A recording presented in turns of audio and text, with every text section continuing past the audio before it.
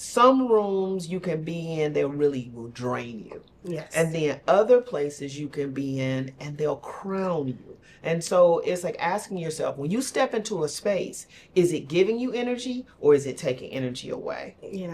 I stopped shrinking in rooms that felt like auditions. Find spaces that people clap for your wins.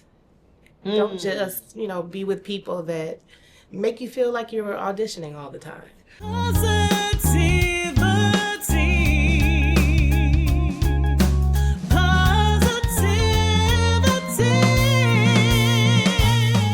This episode on Positivity Playlist, Wisdom, Pearls, Decoded, Parenting, Adult Children, a deep dive into speakeasy, boundary, and bravery, and so much more. Keep it positive, keep it moving.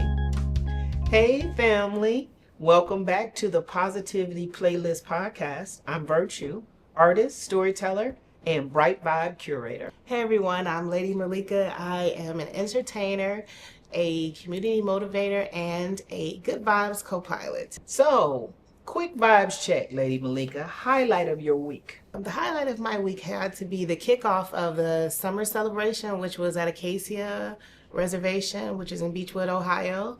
So it was the first kickoff celebration and it was really awesome. It was a beautiful day and that was my highlight, I believe. Yeah, I really enjoyed that. The vendors and just the people passing by. It's lovely. For me, I would say my highlight vibe check for the week is, yes, we finally had a few days of sunshine in a row. Yes. So some much needed yard work that I have been trying to get to, I actually got there. Okay. So that was my highlight. So in this episode, let's see what we've got. We have Pearls of Positivity, where we're going to do a quote and look at 3 different life phases. We're going to talk about parenting adult children. Yes. We're going to talk about how we coach but don't commandeer. And we're going to talk about music empowerment with Speakeasy. Okay. And then we're going to wrap it up with boundaries and bravery, saying no and speaking up. So grab your water bottle, grab a pen, and let's glow. So coming up, we have Wisdom, Pearls drop. Stay close. Now we're going to talk about tiny words, big impact. Welcome to Words of Positivity. Once you understand the power of your words, you won't just say anything. Once you understand the power of your thoughts, you won't just think anything. Once you understand the power of your presence, you won't just be anywhere. Know your worth. Now let's unpack that powerful trio. Words, thoughts, and presence. Let's talk about words first. Well, words build or break, for sure. Swap, you're messy for your room looks messy. What's your plan? Tweak and less shame. Yeah. Or like something like, I'm terrible with money becomes I'm learning new money skills. Yeah. Your mouth definitely sets your mindset. Yeah. So now let's talk about thoughts. Your mental diet matters. So junk thoughts equal junk energy. I like to say whatever you put in, the interesting thing about our subconscious is whatever we put in, that's what we store. And so it's important, what are you listening to? What are you reading? How are you speaking to yourself? And how are others speaking to you? Definitely. Your morning thought check matters. So if your first tape is negative, then re-record, Mahlika, you got this. Reaffirm yourself. That's cheap therapy, right? Right. We love that hack, saving a little money. Yes. The other thing when we talk about presence is about placement, right? It's like where some rooms you can be in, they really will drain you. Yes. And then other places you can be in and they'll crown you. And so it's like asking yourself, when you step into a space, is it giving you energy or is it taking energy away? I stopped shrinking in rooms that felt like auditions. Find spaces that people clap for your wins. Don't just, be with people that make you feel like you're auditioning all the time. Yeah. I recently went to an event. Speaking of feeling like you're auditioning, I went to a wedding, and it was with a friend of mine. And when we walked in the room, literally all eyes came on us. Yes. Now this was a wedding that was it was an Indian wedding, right? And yeah, we were the only people of color at this particular wedding. So I want to Really? I could tell myself that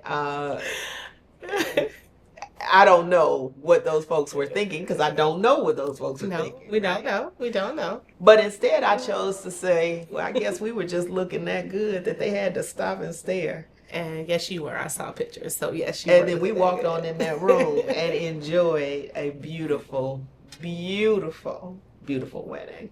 That's awesome. But sometimes you can be in rooms like that, right? Where you just step into a room and there's something about the space that could make you feel uncomfortable if you let it. Yes. If you let it. Yes. But, you know, I've been in those spaces plenty of times, and so many times I can't exactly name all of them. But I will say that in my uncomfortable feeling, I had to kind of once again motivate myself and check myself and say, you know, I'm here, I'm enough, I'm in this place, and I'm me. And no matter who's looking at me, I'm going to walk in with my head held high, and I'm going to look people in the eye, and I'm going to speak. And then that confidence that I had to reaffirm for myself gave me a confidence that showed outward, and it didn't matter anymore. Right. And the space became mine, and so it wasn't uncomfortable anymore. So I think there's a saying that says, like, the toughest battle that we fight is right here in between our ears. Yes. Right? It's right here in between our ears. It's that negative self-talk. It's those words that people have said to us that we keep playing over and over again. It's those perceptions of what we think other people think about us. And those are those things that can stop us in our own tracks. But I like what you said when you said I had to stop, reset, remind myself I am enough, and then take that next step. So I want to put a challenge out to the audience. We're going to challenge you to choose one intentional word, one empowering thought, one life-giving place this week, and post it with the hashtag positivity playlist. Show us what you're doing out there. We'd love to see it. Yes. I think my word I'm going to pick is courage. Okay. Definitely courage, you know, because my voice matters. That's my thought in that. My voice matters. And I think I'm going to place that word courage in my workplace tomorrow. Okay. And I'm going to challenge my coworkers to embody that word and see what they think. I like it. I like it. And for me, my word is going to be momentum. Any thought done with perfect purpose actually fuels me and can fuel you too. Yeah. So once again, we'll repost some favorites and let's glow together. All right. Yeah. Up next, mentoring those tax-paying babies, your adult children. We'll see you after the break. This segment of the Positivity Playlist podcast is powered by Cray Consulting Group, a Cleveland-based boutique firm that has been championing entrepreneurs and community organizations for more than 3 decades.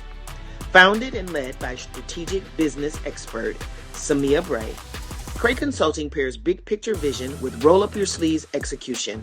So your great idea doesn't just sound good, it actually grows.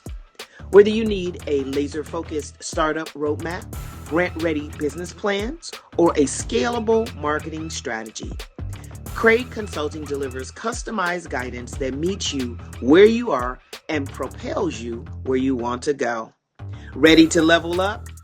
Schedule a free 30-minute discovery call today at 216-682-5349 and mention Positivity Playlist for an exclusive resource bundle designed to kickstart your next milestone. Cray Consulting Group, turning clarity into action and action into impact. Let's get back to the show. So in this segment, we're going to be talking about parenting adult children. Yes. Talking about how parenthood does not clock out at 18. It just simply changes departments. So I'm going to set it up by saying, first and foremost, when our children are smaller, and there's a wonderful, wonderful resource called the 40 Developmental Assets. When they're smaller, like 0 to 5, there's one way that you parent. Then when they're like 6 to 10, there's another way that you parent. And then when they get to around 11, 12, up through 15, 18, that's a whole nother way. And then when they turn 18, and that's what we're going to talk about today. Once they turn 18, it changes departments for sure. Yeah, and so rule 1, do you want advice or do you want a listening ear? Yeah, I think that's the way to honor autonomy. Yeah, because at the point of 18, technically, legally, the person that you have been fortunate enough to parent is an adult. Yes. And one thing that I say to my young people, so qualifying here, for adults, 36, 25, 22, and 20. One of the things that I say to them is you're the only one that has to deal with the consequences of the decision that you're about to make. And so to your point, I say, I'm here as a counselor. I'm here to provide information if that's what you want, because sometimes all they want is a listening ear. Yeah. Yes, definitely. A listening ear is very important because sometimes you just want to jump in and you want to give some advice right away, and you want so badly to be like, do this and do that.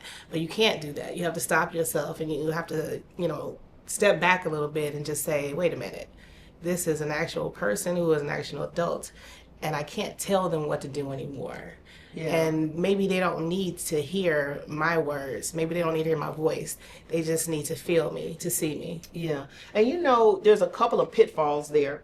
One that I've noticed is sometimes your adult child might be talking to you about something that sounds or looks like something that you've experienced, right? Right. And so you could jump to, oh, I already know how this movie ends. Well, not necessarily, because how it's going to work out for them may look very different than how it turned out for you.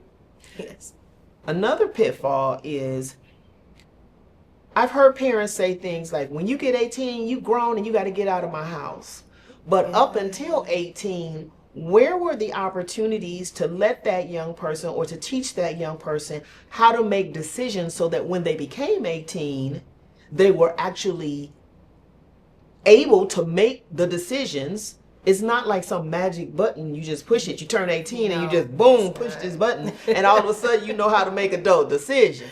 No. It doesn't work like that. It's a practice. And so that's where, again, like that resource I mentioned, the 40 developmental assets, what it does is it outlines 40 key developmental assets that have been identified, that if at that stage of their life a child is exposed to various things, trusted adults, safe community, these kinds of things, opportunities to make age appropriate decisions, that helps build them so that at that point when they do turn 18 and they become adults, they're actually moving in that direction.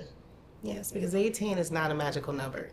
I'm a firm believer that I said they're still finding their way from 18 to 26, still finding their way, as we all have done. It's almost like when you get to 18, it's like, woohoo, I'm an adult. And then, as I say to my young people sometimes, that was an adult 201 decision you just made there. That was an adult 301 decision you just made there. And encouraging them to come through the decisions according to how they come through the decisions. Because like I said, sometimes we want to jump to like, okay, all you got to do is this, and this. Or the right way to do it is that, this, that, and this. Yeah, but mistakes are how you learn. Mistakes are how you learn. You learn from mistakes. just as you learn from watching other people, but you learn from your own mistakes. I think that's the greatest lesson. Yeah. Your own mistakes. When you fall, you really learn that lesson. Versus if someone's telling you that's going to be the outcome, you don't necessarily feel what that's like. You feel it when you actually fall down and scrape that knee, or you break that arm, or whatever it is. Not literally. Hopefully not literally, but just the pain of whatever mistaken decision was made. You learn from that. Yeah, I think for me, also thinking about adult children is sometimes you're watching a narrative unfold in their life, and there's a part of you that wants to say, no, don't do that. Don't wait, no. Yeah. And even when, I don't know about you, but I've had those calls where they say, hey, I just want to run something past you, right? Right. And they're talking through this particular circumstance or situation. And to your point, it's their experience. Yes. And so based on my experience, I may want to say, well, I kind of know how this is going to turn out. Not necessarily the case. And so there have been times when literally, what I say to my young adult children is, when you call me and you want to have that conversation, there's amnesty. Because see, here's the thing. I learned early on, if they don't know and feel comfortable that they can talk to me, somebody who's vested in their best interests, right, they're going to go to someone to do this, and that person may or may not be in their best interest. Very true. Very true. And so I say, hey, there's amnesty. But to that point, there's been some times when they talked about some stuff and I had to do this, kind of put my hands underneath and hold it because I wanted to say something so bad. Don't do it. This is not going to work out. No. But I found that letting them move through that thing at their pace, they came to their conclusion. And to be honest, they actually did better than I did when I was their age. I'm going to be real talk with you. I say to them all the time, I say, you all are so much more mature than I was when I was your age. And they kind of laugh because they say, wow, what you're doing is amazing. And I said, as some people say, but by the grace of God, thank you. Mm-hmm. However, I think I'm thinking about the story about the butterfly, and it goes like this. There was a passerby who saw a butterfly who was struggling to get out of its cocoon. Okay. And they thought to themselves, I want to help this butterfly. I'm paraphrasing.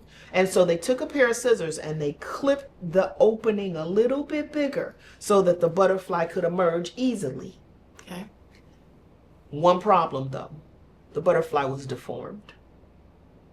Why was the butterfly deformed? Because nature had created that butterfly in such a way that as it comes through its cocoon, the hole is small on purpose, because as it squeezes through, the liquid goes into its wings so that it could fly. Okay. But because that person, being helpful, yes, clipped it open, made it easy for the butterfly to come out, it was now deformed and unable to fly. Okay. Inside of that story, I remind myself sometimes when I want to let me just help out right here. Mm-hmm. Now, I am not saying that if your children are in need and they need your support, don't do that. Don't get lost in the example. But what I am saying is sometimes it's about that young person living through whatever that situation is so that they learn the answer for them. And the answer for them may not be what the answer is for you. And for me as a parent, that was probably one of the biggest lessons for me to learn. I think it's always about the journey, and that was the point before. It's about the journey. It's not about, just like you said, jumping in and trying to rescue. It's about having the strength as a parent to watch the person go through the journey that they need to go through. Because sometimes you just want to go in, like you said, you want to grab them or you want to save them or rescue. You want to fix it. But you can't do that. Sometimes you have to sit back and have the courage, have the courage and the wisdom to watch and witness the journey and just be there along those steps, to be supportive and encouraging and be there when they actually need for you to come in and say, hey, help me. That almost sounds like adult training wheels.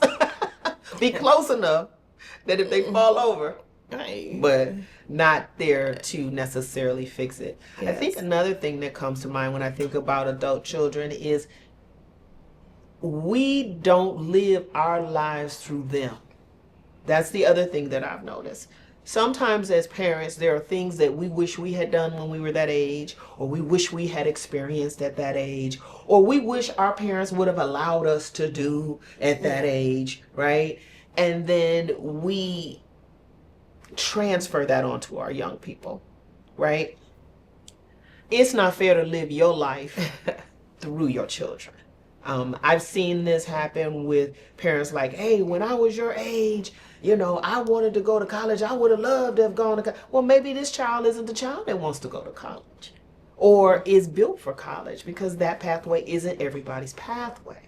Yeah. But I've seen some young people who really lost who they were trying to be who their parent wished the parent had been. So be mindful of that. And actually listen to your children, listen to your family, hear what they need and what they're saying, and check in and see if they're happy, if they're actually happy.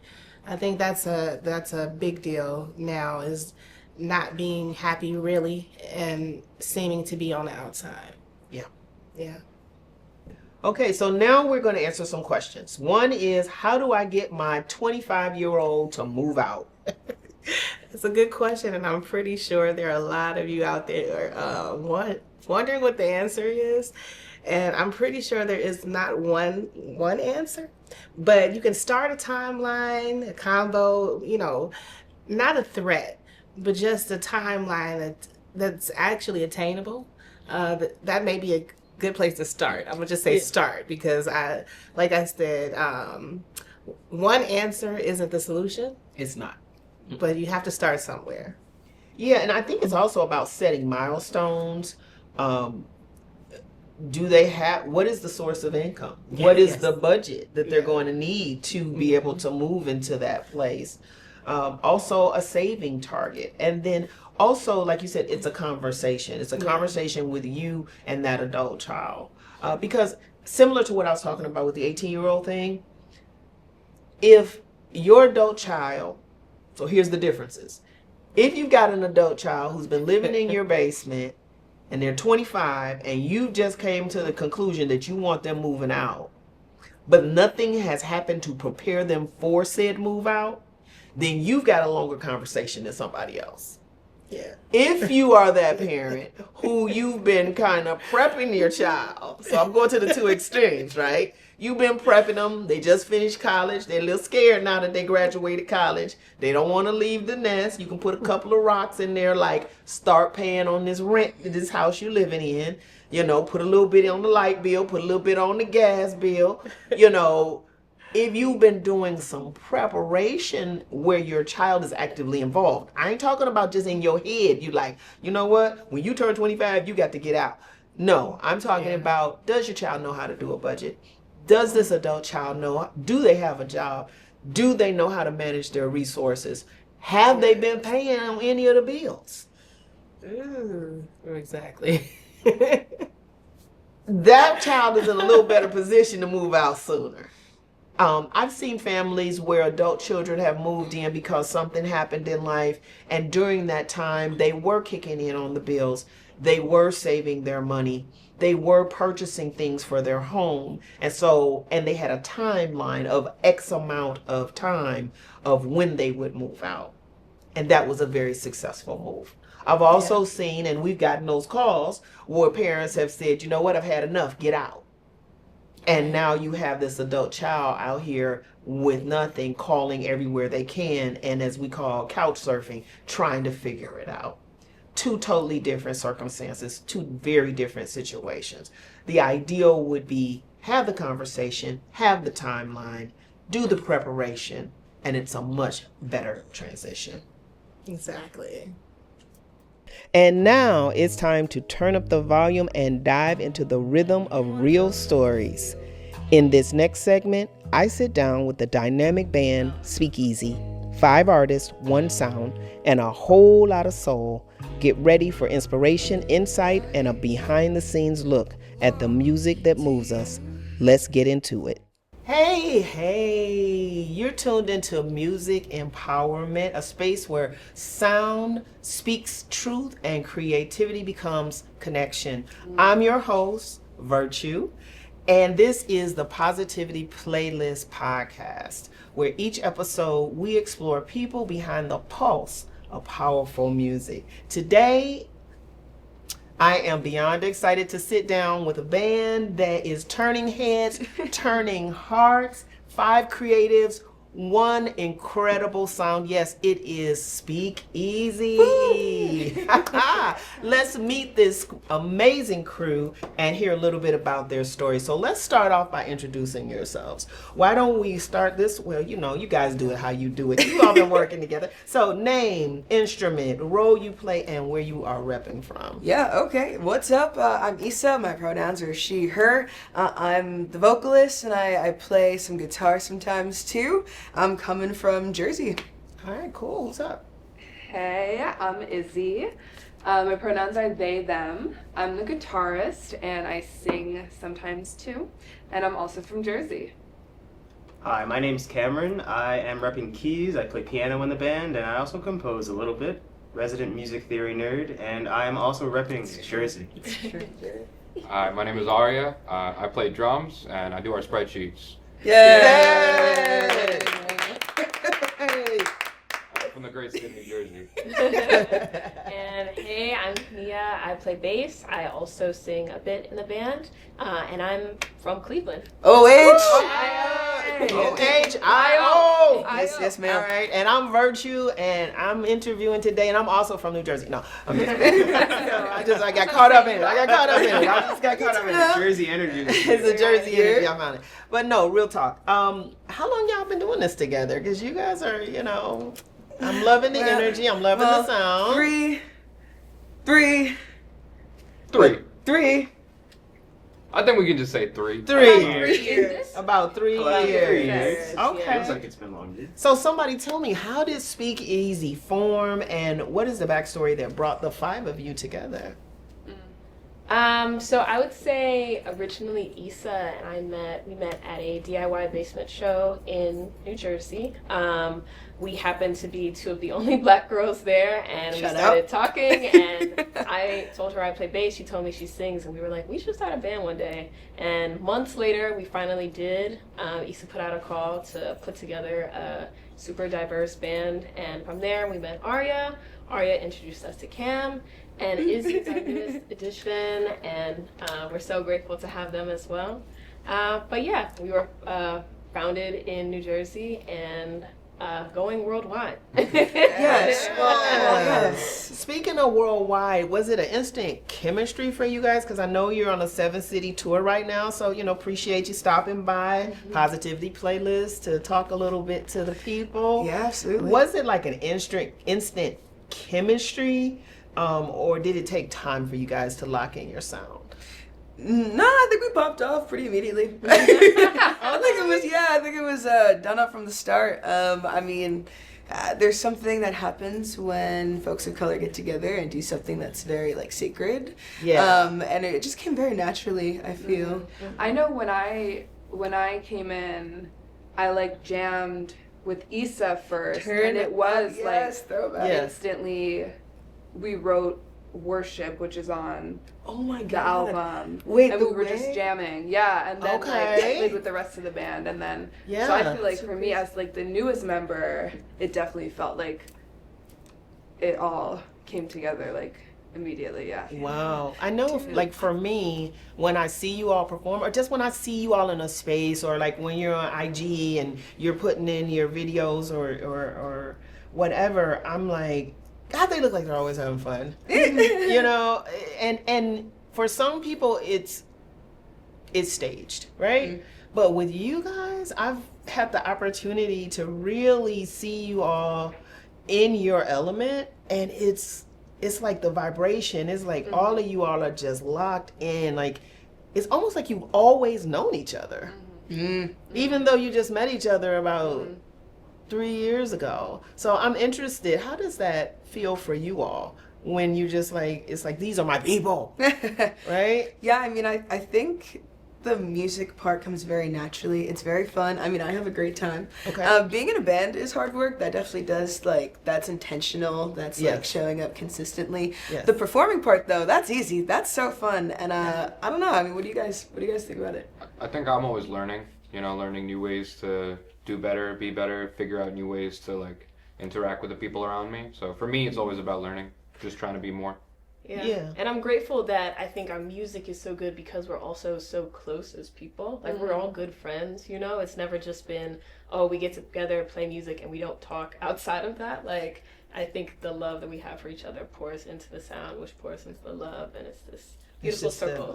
I agree, and, like, I think just as a band, I really think our dynamic is so sweet and so cute. And so I feel like that, like, sense of, like, family, definitely comes out. And our, like, shared politics, shared, experience, like, vision for the future. Yeah.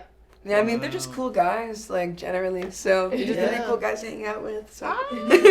So let's talk about that name, Speak Easy. What is the meaning behind this? Like, why is that your name? Well, it took a while for it to be so. Okay. It took a while for it to be so. Naming things is not this band's strong suit. It's not where we've shined. Okay. But we wanted a name that was meaningful and said little but like represented a lot. Okay. And so speakeasies were this sort of like a juke jam for lack of a better term to put it. Okay, the juke joint. Okay. A place where folks can come together and but wait, you're not old enough to know about that. Okay, next question. You don't want to teach the audience. Right. Right. And I think also we're in, 2025, so we're in the 20s now in the way that, the 1920s and before then, and speakeasy was really big in the 20s, and they were this like radical space where people could come and exist outside of the watchful eye of, surveillance and whatnot. So for us, we were kind of like, okay, well, we're a 21st century speakeasy. Like a secret meeting spot. Exactly. You know what I'm People saying? get together and in do public. things. Well, yes. In the age when freedom of speech and, people's rights to protest are kind of being encroached upon. We want to habla fácil, we want to speak easy. Habla fácil. Oh, okay. Yeah. Bringing it in with the multilingual. We're also a multilingual band or whatever. Okay, so here, somebody who's never heard you before, who's watching this podcast right now, and they're saying, hey, those seem like some cool guys. How would you describe your sound? What genre do you play? What emotions, right? This question is the hardest question. Yeah, we're the Beach Boys. The Wiggles. I don't know, guys. What should we say? This one's so hard to answer. Genres made up. Genres made up. We do what we like. We do what feels good. You know what I mean? I feel like, all of our music comes out of a jam. And so it just comes like we shoot from the hip. And we all sometimes are playing different genres at the same time. Right. Like, he loves jazz. This guy, so we were calling ourselves a jazz band for a little bit. And Arya was like, we're not a jazz band. And I will walk away. I'll quit this band right now. We keep doing that because we don't play jazz even a little bit. But he definitely brings like different sort of licks from all of his different experiences drumming, and I bring in some sort of like I'd like to say emo, maybe like an emo vibe. Okay. What do y'all think? What do y'all think y'all bring in? I think when I look at you, I get this really interesting thought, and I'm not sure if it's an official genre, but it feels like punk, soul. Right. And I don't know if that's an official genre, but that's the vibe that I get when I'm checking you guys out. We have described ourselves that way. Okay. Yeah. Okay. And I think it's like, and I think too, like why it's hard to put like a genre on it is because we all contribute like musically, and we all have different sounds. Like I think in the ways we've used music in the past, I know for me, like I never played. I mean, I listened to punk and emo stuff, but as a musician and an artist myself, I never really wrote in that style or played in a punk band. So it's really interesting the way I think that our styles fuse together. Meanwhile, I would say like emo music, I was introduced to it through my cousin, who I thought was so cool, and she was always dressing in black and had cool hair, and I was like, wow, like I want to be like her. And so she would show me these artists, but the thing for me was like I loved them, but they weren't often singing about experiences that reflected my own. Like I was feeling sad, but it was mostly white people that were making this kind of alternative music that I liked. And then as I started to learn the history more, I learned like a lot of those genres originally came from like Black communities and communities of color. And so I think that's another cool part about how we have so many influences, like jazz, R&B, alternative music stuff. All of these have roots in our community, and it's kind of like we're reclaiming that legacy through the music that we make. Well, yes, I felt that. Well, yes. That down. Well, yes. So I have another question. When it comes to like the composing and the writing, you talked about a little bit when you were saying like it comes out of your jams. Don't give up the secret sauce, of course. Right. Yeah, of course. Can you share with the people just a little bit about when it comes to writing, composing, how do you all collaborate? Because okay, so I'm thinking about one song in particular. Okay. I'm don't kill me, I'm gonna paraphrase the title. It's something about I got carded at a somewhere, and now I'm drinking in the parking lot of a Chipotle, and I'm like, what happened? But I felt like I was there. So first of all, what's the title of the song? And if you could just give not the total secret song, but a little bit about the how did that quiz, guys? What's the name of that song? From start to finish, can you say what it is? It's okay if you can't. I got carded in an Olive Garden, and now I'm drinking tequila in a Chipotle parking lot. Yes! I would not agree with you. Very good. Very good. That's very good. Right. How much you got? Kim low-key named the song. Right. Low-key, it was Kim's. Was that a true story? So that was your story. It's not a... It's a lie. It was just like a one-off comment that I made and now like it's been memorialized into a song. Well, yes. That I can't even explain because I don't remember what I was thinking when I said that. This was like 2 years ago. Well, you used to work at Olive Garden, correct? I did. That was the... I did. And I worked at Chipotle, so that might... Not concurrently. Not concurrently, no. 2 different periods of my life. Shout out working class struggle. You know what I'm saying? Right. So real quick, I got another question for you guys. Pop quiz time. Most unforgettable performance so far. I want 10 seconds. Go. No, someone else start. Go. Oh man, we played Seeing Sounds Fest last year in Connecticut. I thought that was a lot of fun. Big stage, lots of people, really well organized. That's awesome. Playing Punk Island last year was also really a highlight. That was good. Okay. I loved playing the strike. Right when I joined Rutgers strike. Okay. For divesting from from funding. Okay. What about that? Ooh. Oh yeah. I mean, not a live performance, but we did become finalists for NPR's Tiny Desk. Me too. Actually, fun fact, we recorded that on a Friday the 13th in December, and today is Friday the 13th as well. And that was really, really cool. We recorded that again in a basement, and I think we knew we were gonna be good, but then to like go as far as we went in the competition and have like gotten so much recognition from that, like a lot of the judges ranked us as some of their top favorites as well. Yes, even though we did 7,000. Exactly, out of 7,500 entries, we were like amongst the top. Yes, that was so cool. I felt magic that night too. Yeah. I just have to say, like when we were all together, like it really did feel like a sort of spiritual. There's a feeling in the air. I was like, oh, It's true. Okay. Yeah. Wow. So tell me, because I'm feeling fan energy all right now, right? Just being here with you guys. So thank you. What's one thing that a fan has said that has really stuck?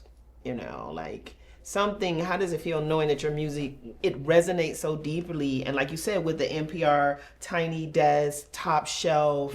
To hear these fans giving that feedback, to see people, the hearts and the love and the fire, as your video is playing, right. What is that like? I think for me, what sticks out the most is, in the pits, a lot of people meet each other.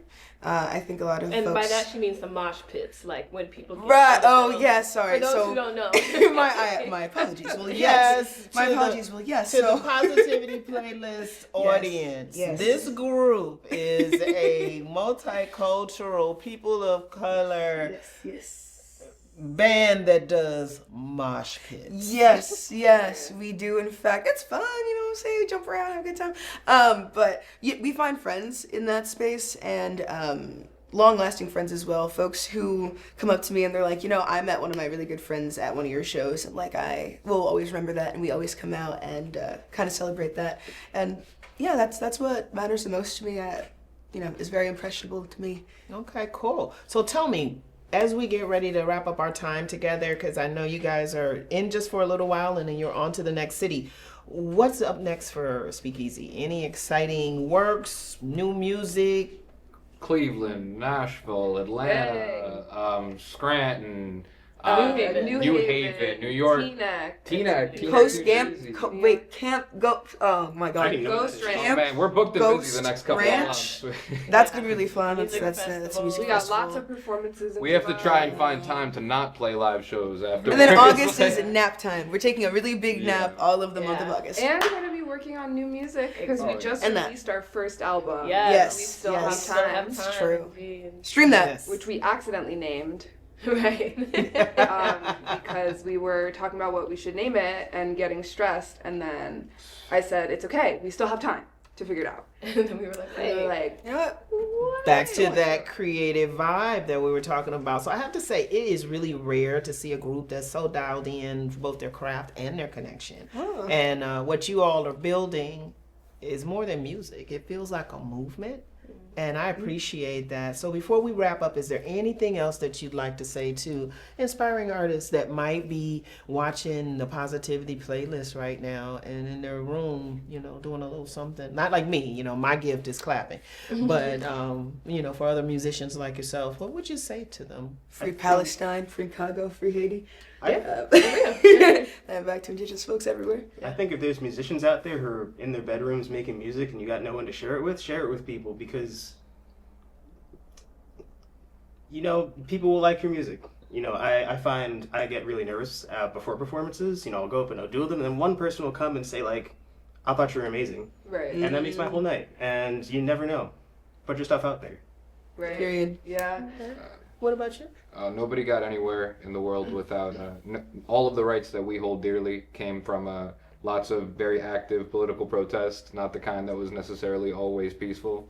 And I feel like we need to be able to defend that right and make sure that we continue to speak up for what's important to us across the world. So, our music is protest music more than anything else. So, you should be protesting before, during, or after listening. Get out in the streets, protect your community, protect your neighbors, and then too, like musicians, I would say like find what like stirs your soul. You know what I mean? And because I think that's where good music and good art comes from. Yes. Like, what are you here for? Yes. Like, what does life mean to you? And, for us, it's like, at the core of that is like community, liberty, like liberation. And yeah. Wow. And remember that music is medicine as well. Like the art that we create together, especially if we put good intention into it, can heal each other. Like I feel healed genuinely by this band and the wonderful people that I've met through it. So I'm really music is love, music is protest, music is love healing, wins, love wins every time. And we also feel so grateful to be here on the Positivity Playlist podcast. So thank you for having us. Yes. Wow. Well, hey, to our Positivity Playlist audience, if you felt what I felt and you want to support this movement, follow up with them. Stream their tracks, show up at a show, spread the word. Speakeasy is traveling across these US of A states. And it is with gratitude and groove that I say stay empowered. Let's stay creative and keep your playlist positive. Hey, Positivity Playlist family. Are you or a brand you love looking for a fresh, uplifting platform to shine on? Our listeners are parents, creatives, community builders and go-getters who tune in every week for motivation, music, and real-life tools. By becoming an official Positivity Playlist sponsor, your message lands on the ears and hearts of an engaged, value-driven audience that's ready to support the companies and causes they support. We offer tiered packages and can include on-air shout-outs, social media features, and custom integrations that weave your story seamlessly into our show. Ready to amplify your impact and grow alongside our movement of good vibes? Email sponsor@positivityplaylist.com to grab your media kit and book a discovery chat. Join us, empower our community, and let's spread positivity together. So in this segment, we're going to talk about boundaries and bravery, which is a connection to being an adult. You know, being an adult isn't just about paying bills and going to work. It is also in understanding oneself and then helping those around you who love you, who you love them, understand that as well. And so, let's get into it. All right. So, just watched an amazing movie called Sinners. Yes. And true confession here, I am what I call a scary movie punk. I'll just own it. And what that means is that I don't do scary movies. No. I have not done them. If that part of the year when every commercial is about Halloween something, I just don't even turn TV on. It just does something to me that I don't like. And so I knew quite a few people that I love, I trusted, and I respected who had gone to see. When I saw the previews for Sinners, I was like, no, not going to see it. But the director is somebody who I really, really respect.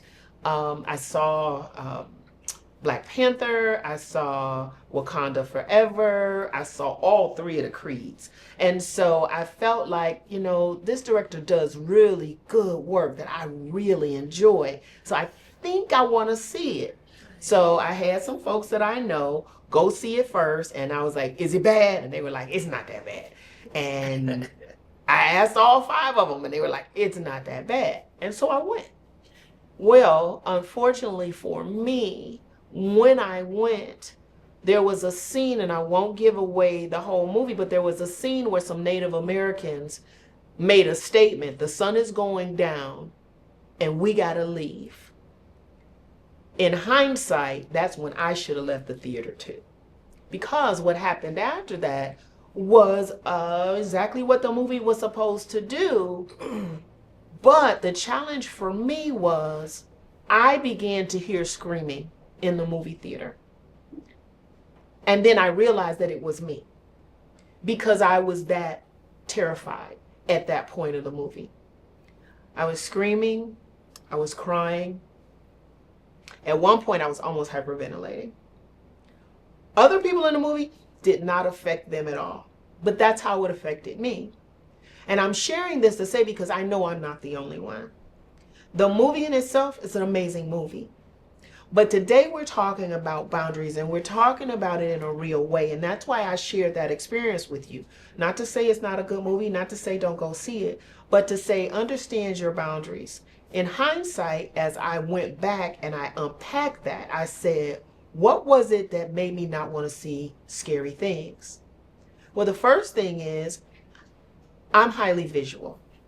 And because I'm highly visual, I intake things, or as we talked about earlier, when you take things in, remember that first segment when we talked about taking things in? Well, when I take things in, I will dream that same scene, that scary scene, over and over and over again. That's how I'm wired. And guess what? There is nothing wrong with me being wired that way. But understanding that, at first I was like, I'm just afraid of scary movies. But after this particular experience, I unpacked it, like you said earlier. I took the time to unpack it and say, is it that I'm scared of the movie, or is it that it's just so much stimulation that it doesn't work well for me? And that's what I discovered, is it was just a little bit more stimulation than I could handle. Okay. But that didn't mean that you couldn't handle it or some other people couldn't handle it. Right. In that was the boundary, understanding my own boundary for me.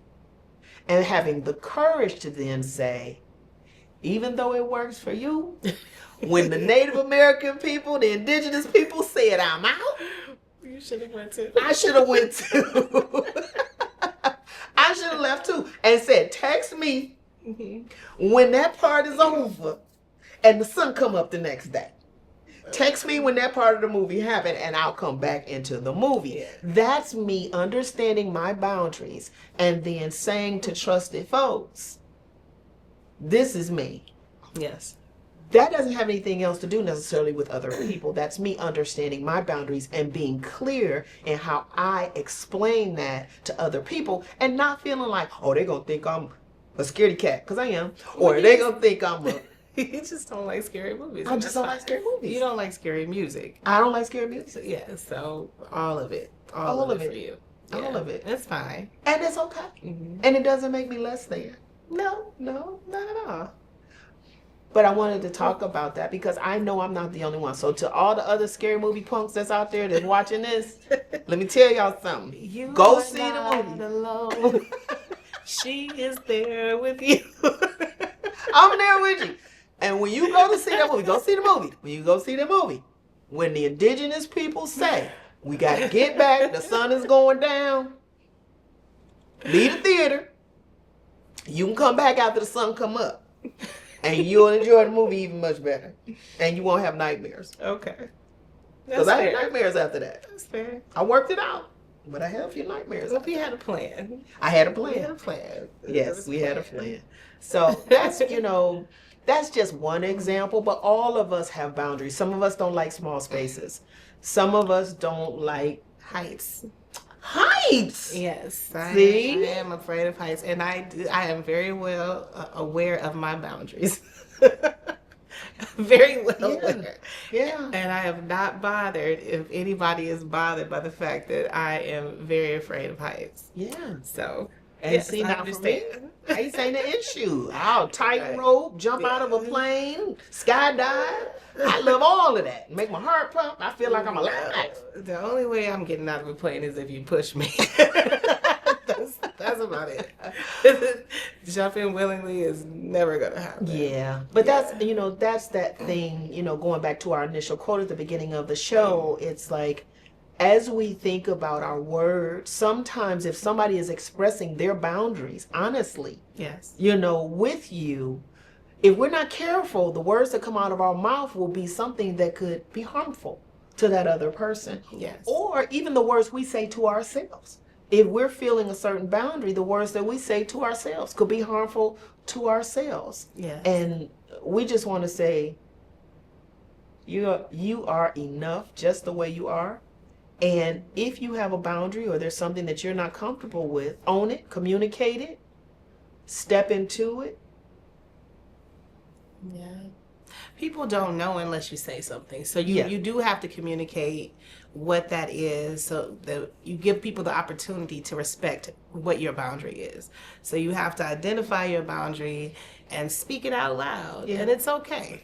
And it doesn't have to be confrontational. No. It can be very matter of fact. I'm hopeful today that we've been able to demonstrate sharing some really vulnerable things about ourselves, but at the same time, understanding that we're sharing them without judgment and that we can share them honestly and openly because this is like family. This conversation that we're having with you is like family, and we're gonna ask you to demonstrate that. Now, when you do that, you got to do it with trusted folks, though, right?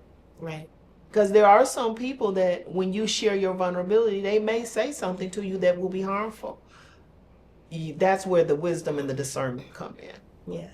But you can't always protect yourself from that because you can't always predict that will happen. But knowing who you are and being strong and confident in who you are and your place in that, sometimes that can protect you even when the outside world or influences or people come in that you can't foresee. Right. So, And this is a practice, right? Just like anything else in adult life, the more that you do a thing, the better you get at a thing. So practicing understanding your boundaries and then communicating those boundaries appropriately to others, getting that feedback, and then practicing it again. So now we're going to give you a couple of phrases that you can put into your toolkit. One is saying, that doesn't work for me. No TED Talk.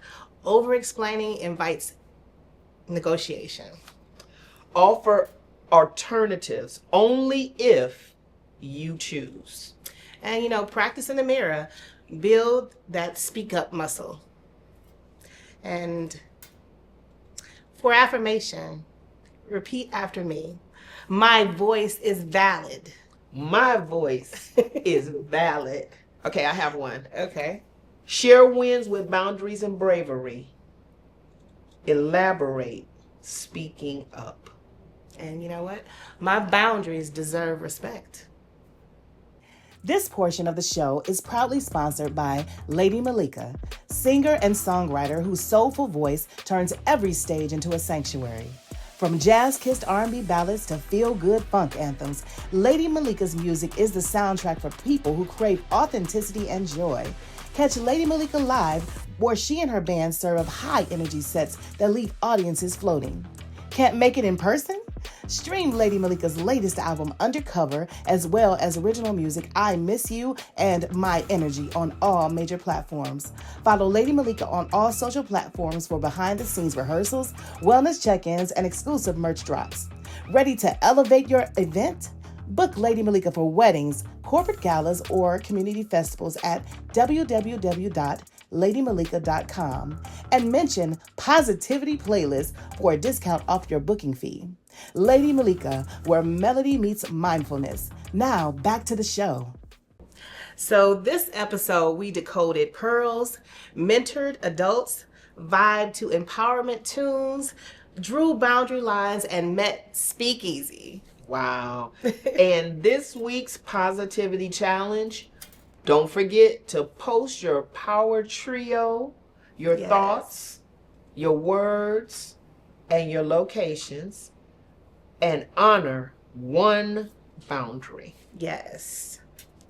All right. Well, that's our show for today. Thank you so much for being with us. And don't forget to keep it positive, keep it moving, and keep it golden.